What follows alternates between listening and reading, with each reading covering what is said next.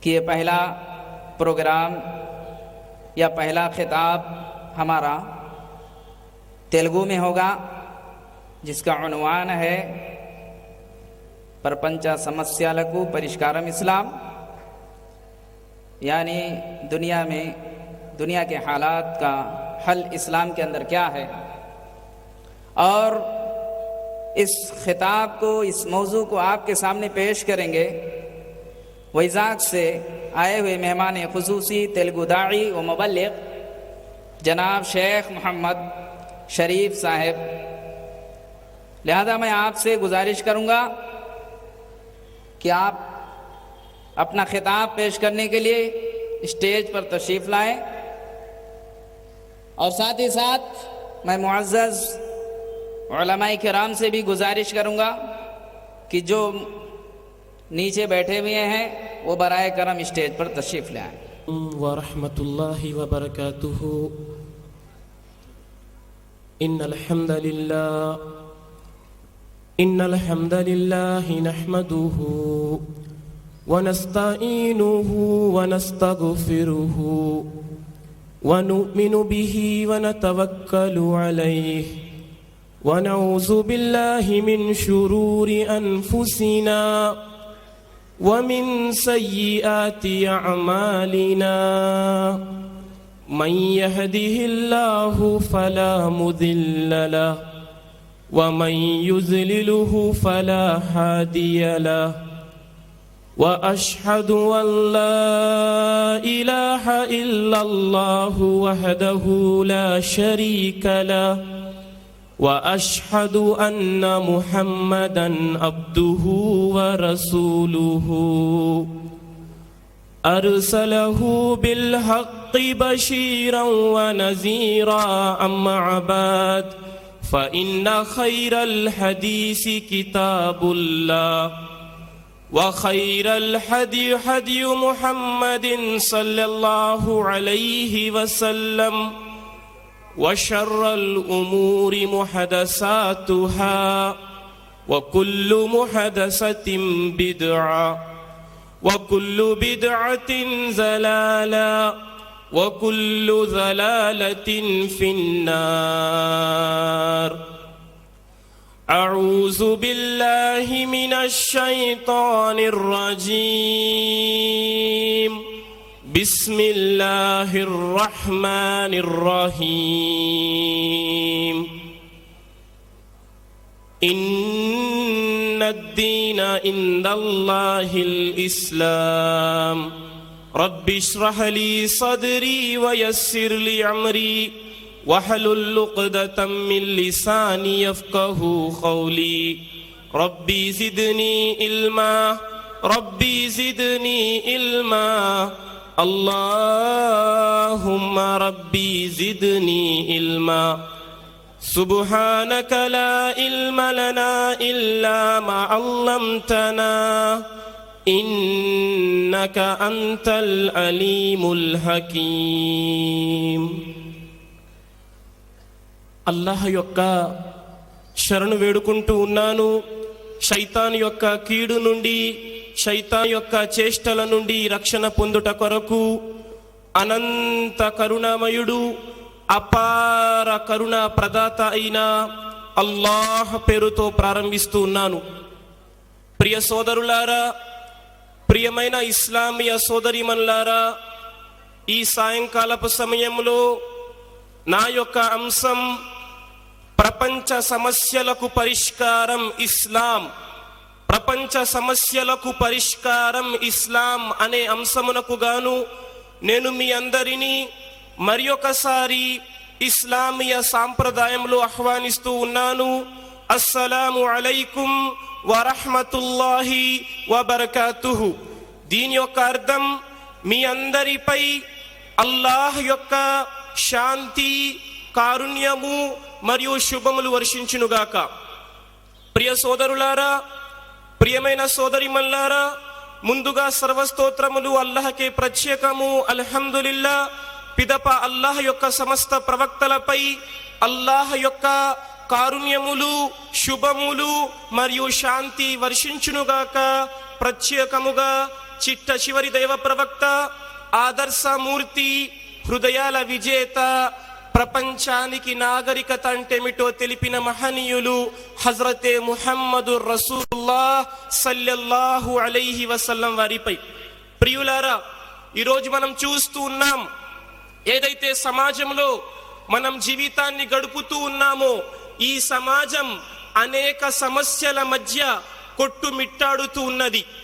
మనం చూస్తూ ఉన్నాం, ప్రతిరోజు ఉదయము మనము న్యూస్ పేపర్ చూడగానే వడ్డీ రాకసి వలన ఆత్మహత్య చేసుకున్న ఒక కుటుంబం, మనం పేపర్లు చూస్తూ ఉన్నాం, మద్యము తాగటం వలన రోడ్డు ప్రమాదంలో చనిపోయిన 4 యువకులు, మనం చూస్తూ ఉన్నాం, లంచాల కేసులు ఈ రోజు మన సమాజంలో చాలా త్వరగా వ్యాపిస్తూ ఉన్నది.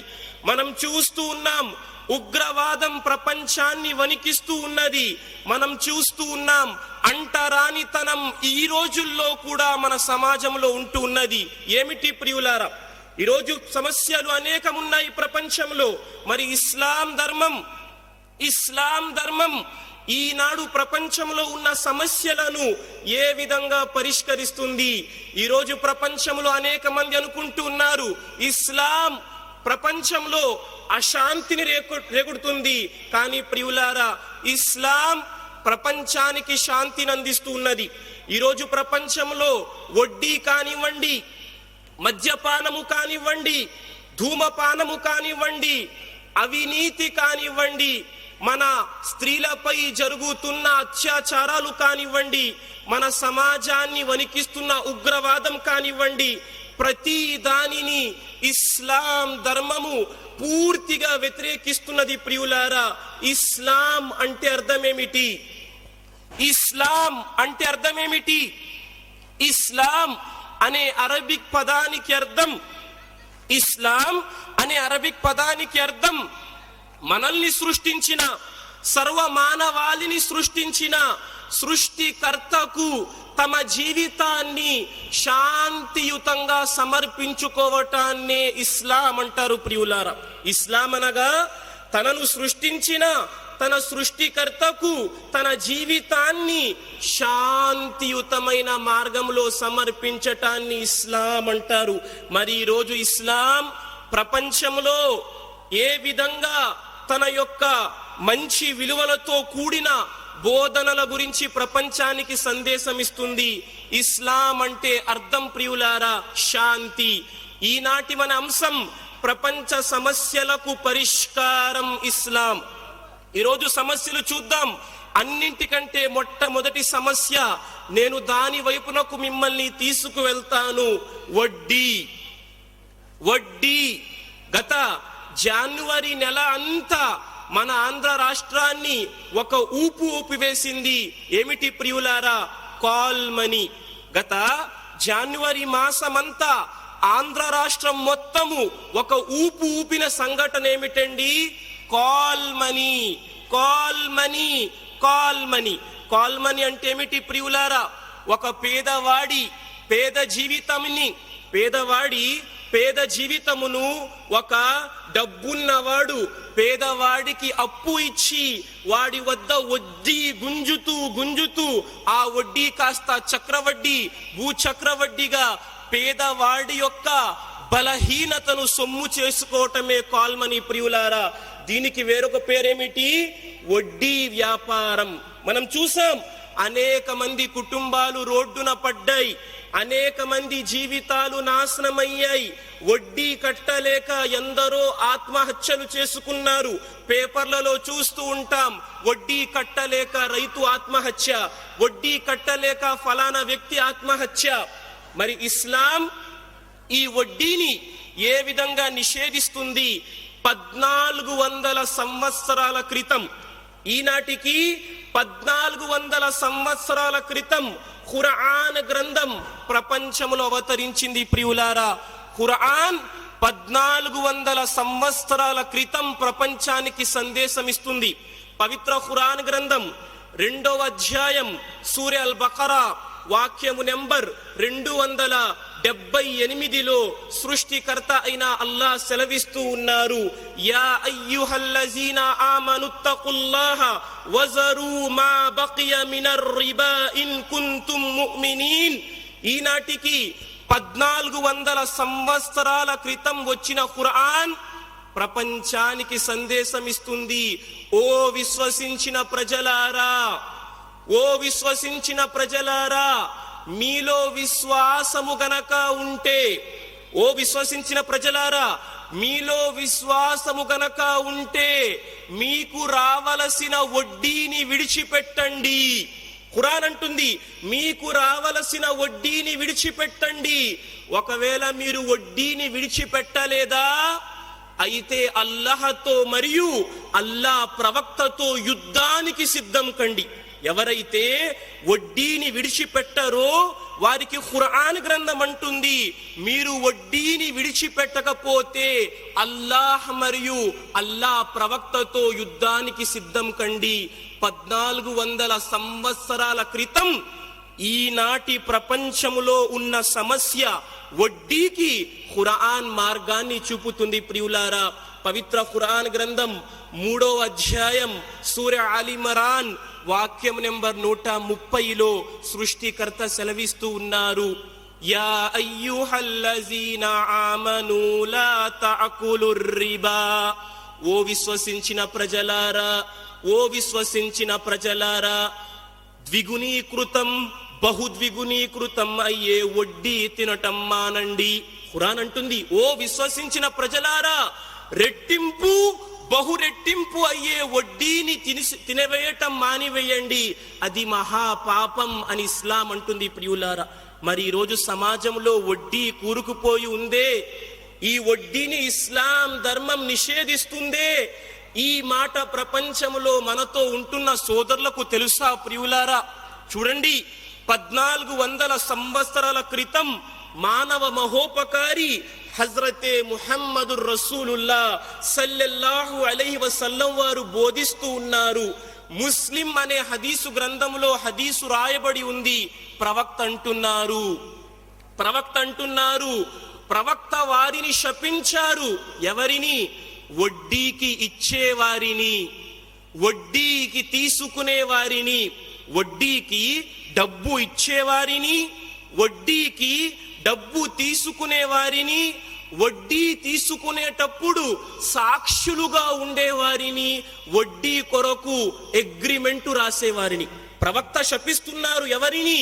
వడ్డీకి తీసుకునేవాడిని, వడ్డీకి ఇచ్చేవాడిని, దాని కొరకు సాక్ష్యంగా ఉన్నవాడిని, అగ్రిమెంటు రాసిన వాడిని, నలుగురిని ప్రవక్త శపిస్తున్నారు. ప్రియులారా, వడ్డీ మహాపాపము, వడ్డీ మహాపాపము.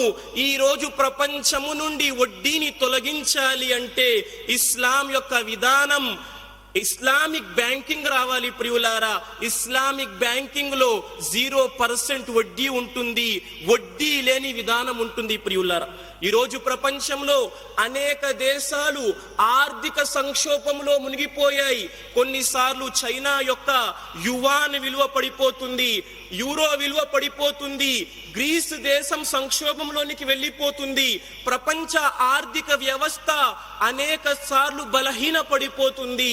వడ్డీ కూడా దానికి ముఖ్య కారణం. ప్రియులారా, ఈనాటి ప్రపంచంలో సమస్య వడ్డీ. దానిని ఇస్లాం 1400 సంవత్సరాల క్రితమే దాన్ని నిర్మూలించింది. ప్రియులారా, హదీస్ గ్రంథం వస్తుంది, సహీ బుఖారీ హదీసు సంఖ్య 2766, సహీ ముస్లిం హదీసు సంఖ్య 89. హజ్రతే అబూ హురైరా రదియల్లాహు తఆలా అన్హు వారు హదీస్ ఉల్లేఖిస్తున్నారు. ప్రవక్త వారు అంటూ ఉన్నారు, 7 వినాశనకరమైన పనులకు దూరంగా ఉండండి, 7 వినాశనకరమైన పనులకు దూరంగా ఉండండి. ఆ పనులేమిటి? మొట్టమొదటిది, మిమ్మల్ని సృష్టించిన వాడు ఒక్కడే అయినప్పుడు అతనితో వేరే వారిని భాగస్వాములుగా చెయ్యకండి. రెండవది, చేతబడి చెయ్యటం, చేతబడి చెయ్యించటం మహాపాపం. మూడవది, వడ్డీ తినటం మహాపాపం. నాలుగవది, అన్యాయంగా ఒక మనిషిని చంపితే వాడు సర్వ మానవాళిని చంపిన వాడవుతాడు. ఎవరైనా ఒక మనిషి ప్రాణమును కాపాడితే వాడు సర్వ మానవాళి ప్రాణాలు కాపాడిన వాడవుతాడు.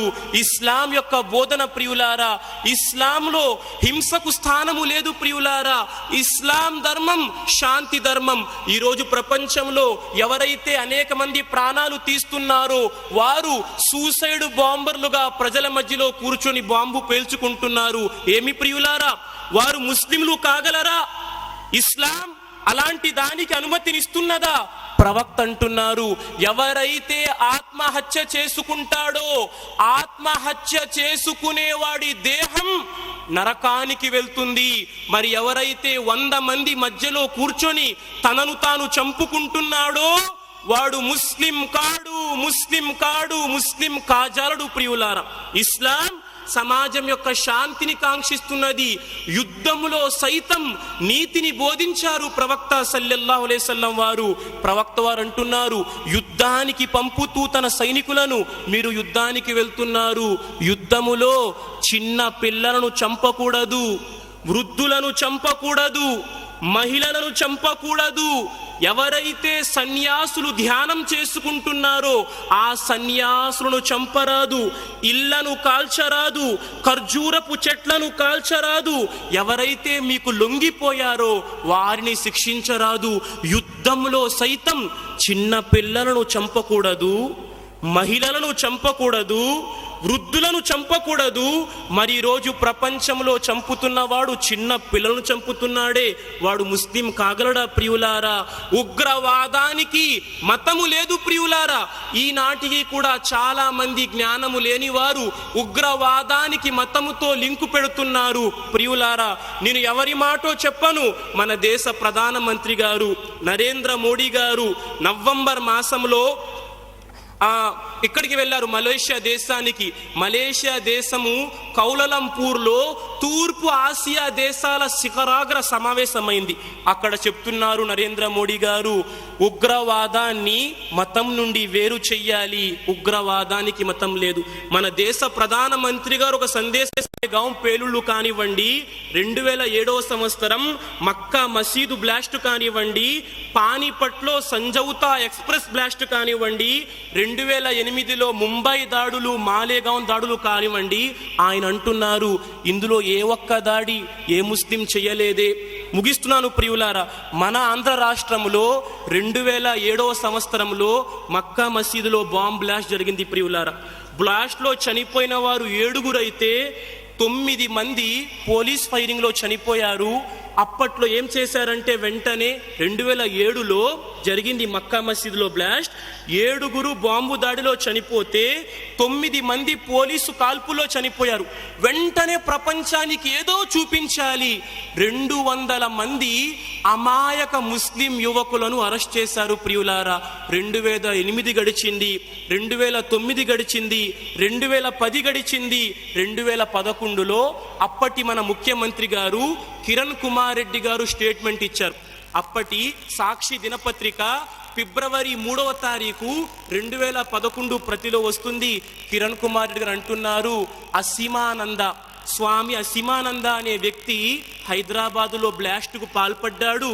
200 మంది ముస్లింలను మేము అరెస్టు చేశాము, వారు చెయ్యలేదు, వారికి ప్రత్యేక ప్యాకేజీ ప్రకటిస్తామన్నారు ప్రియులారా. ఇది ఈ విధంగా జరుగుతుంది ప్రియులారా. ఇది అసత్యం ప్రియులారా. మార్కండేయ ఖర్జు గారు అంటున్నారు, అమాయకంగా మీరు ఒక జరిగిన వెంటనే ముస్లింలను ఇరికించటం పాపం ప్రియులారా. ఏం ప్రియులారా, హిట్లర్ అనే వ్యక్తి సుమారు 60 లక్షల మంది యూదుల్ని చంపాడే. హిట్లర్ క్రైస్తవుడు కాబట్టి క్రైస్తవులందరూ ఆ ఉగ్రవాదులంటే ఎంత చెడ్డగా ఉంటుంది ప్రియులారా. భారతదేశంలో కూడా 17 ఉగ్రవాద దాడులో మన ఉన్న మెజారిటీ సోదరులు చేశారు, రిపోర్ట్లున్నాయే. వారందరూ ఉగ్రవాదులంటే ఎంత బాధగా ఉంటుంది ప్రియులారా. ఈరోజు ఇస్లాం నిజమైన ఉగ్రవాదాన్ని గనక బోధిస్తే ప్రపంచంలో సుమారు 200 కోట్ల మంది ముస్లింలు ఉన్నారే, నిజంగా ఇస్లాం ఉగ్రవాదాన్ని బోధిస్తే ఇక్కడ కూర్చున్న ఇంతమంది ఇంత ప్రశాంతంగా కూర్చోగలమా ప్రియులారా? ఇస్లాం నిజంగా ఉగ్రవాదాన్ని బోధిస్తే ప్రపంచంలో 200 కోట్ల మంది ముస్లింలు ఉన్నారే, మిగతా వారు ఉండనిస్తారా ప్రియులారా? లేదు. ఇస్లాం శాంతిని బోధిస్తుంది. ఇస్లాం సమాజంలో ఐక్యత యొక్క సందేశం ఇస్తుంది. ఇస్లాంలో ఏమాత్రం ఉగ్రవాదానికి స్థానం లేదు. ఎక్కడైనా ఆకాశంలో చంద్రుడు నల్లగా ఉంటాడా ప్రియులారా? అరే బయటకు రారా, ఈరోజు పౌర్ణమిరా, చూడు ఆకాశంలో చంద్రుడు ఎంత నల్లగా ఉన్నాడో ఎవరైనా అంటారా? అంటే మా ఆవిడికి తెలియదండి అంటాడు. ఎవరైనా వచ్చి అరే ఐస్ క్రీమ్ ఉంది చూడు, ఎంత వేడిగా ఉంది చూడు, నోటిలో పెట్టుకుంటే నాలుక కాలిపోయిందిరా, ఎవరైనా అంటారా ప్రియులారా? ఎవరైనా అగ్గిలో చెయ్యి పెట్టి అబ్బా అగ్గి ఎంత చల్లగా ఉందండి, ఎవరైనా అంటారా ప్రియులారా? ఇవన్నీ ఎంత వ్యతిరేక పదాలో. ఇస్లాం ఉగ్రవాదం అంతే వ్యతిరేకము ప్రియులారా. ఇస్లాం శాంతి సందేశాన్ని ప్రపంచానికి ఇస్తుంది. ఇస్లాం అంటుంది, మీ యొక్క సమాజంలో గుడ్డివాడు ఉంటే గుడ్డివాడికి చెయ్యి పట్టుకొని రోడ్డు దాటించండి, మీ కొరకు పుణ్యము. ప్రజలు రోడ్డుపై నడుస్తున్నారు, ప్రజల కొరకు ఏదైనా రాయి పడి ఉంటే దాన్ని పక్కకు తొలగించండి, మీ కొరకు పుణ్యము. ఇస్లాం అంటుంది, లెగలేని వాడికి చెయ్యిచ్చి పైకి లేపండి, అది మీ కొరకు పుణ్యం. ఇస్లాం మానవత్వపు సందేశాన్ని ప్రపంచానికి ఇచ్చింది ప్రియులారా. ఒకసారి ప్రవక్త వారు ఉన్నారు, ఒక యూదుని శవపేటిగా వెళ్తున్నది. ప్రవక్త వారు గౌరవార్థం లేచి నిలబడ్డారు.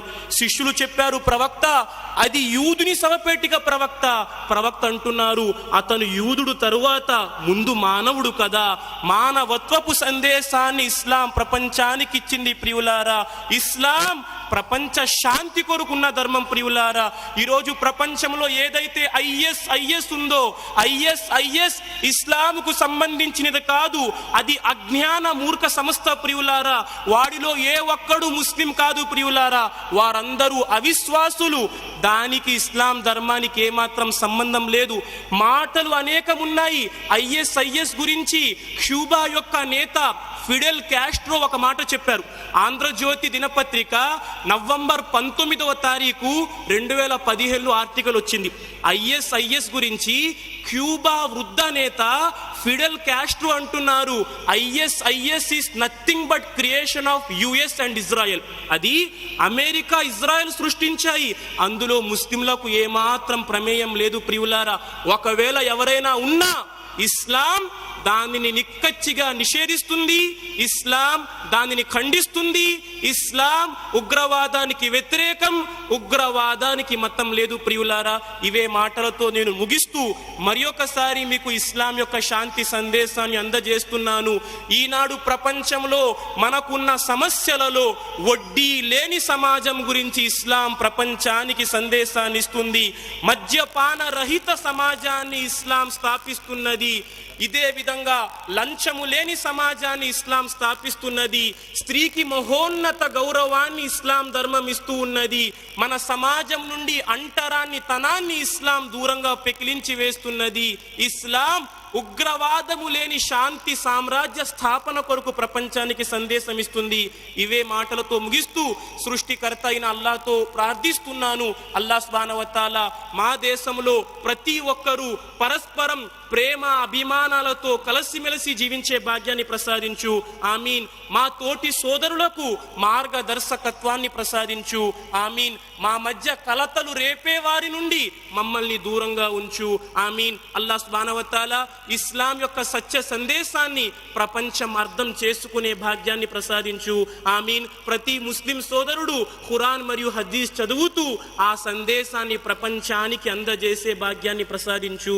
ఆమీన్ యా రబ్బల్ ఆలమీన్. వ ఆఖిరు దఅవానా అనిల్ హమ్దులిల్లాహి రబ్బిల్ ఆలమీన్. వస్సలాము అలైకుం వరహ్మతుల్లాహి వబరకాతుహు. ప్రియ సోదరులారా, ప్రియమైన సోదరిమల్లారా, ఎవరైతే మా యొక్క ముస్లిమేతర సోదరులు మా సభకు వచ్చారో వారి కొరకు బయట స్టాల్ ఉన్నది. ఆ స్టాలులో వారి కొరకు ఉచిత తెలుగు గ్రంథములో తెలుగు భాషలో అనువాదం చేయబడిన ఖురాన్ గ్రంథం ఉన్నది. ఎవరైనా తెలుగు అనువాదపు ఖురాన్ గ్రంథాన్ని తీసుకోవాలి అంటే ప్రత్యేకంగా మీ కొరకు బయట ఖురాన్ గ్రంథం పెట్టి ఉన్నది. మీరు తమ బహుమతిని పొందండి, ఖురాన్ యొక్క సందేశాన్ని తెలుసుకోండి. ప్రియులారా, వస్సలాము అలైకుం వరహ్మతుల్లాహి వబర్కాతుహు.